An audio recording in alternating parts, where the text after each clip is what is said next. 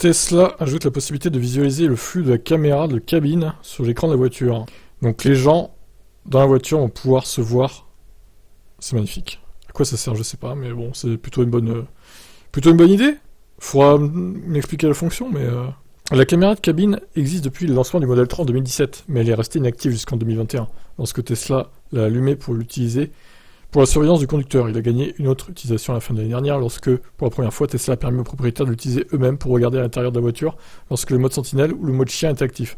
Les propriétaires étaient cependant limités à ne visualiser que le flux de la caméra de la cabine, à partir d'applications mobiles, mais Tesla a maintenant ajouté la possibilité de regarder le flux de la caméra depuis l'intérieur de la voiture. Cachée dans la mise à jour 2023.2.0.5 se trouve une nouvelle option aperçue de la caméra dans le menu service, selon l'utilisateur de Twitter qui a partagé cette image montrant le flux de la caméra sur son écran embarqué.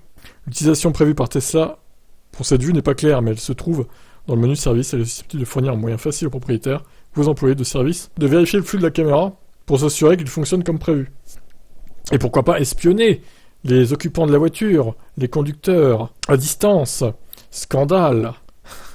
Un autre avantage est qu'il donne aux propriétaires la possibilité de régler le rétroviseur de manière à ce qu'ils puissent toujours voir l'arrière de la voiture, mais aussi pour que le rétro ne bloque pas une bonne partie de la vue.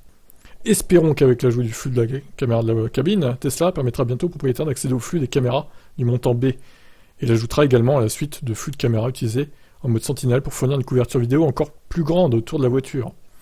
Bon bah, je pense que oui, c'est le prochain objectif, de toute façon, c'est la suite logique.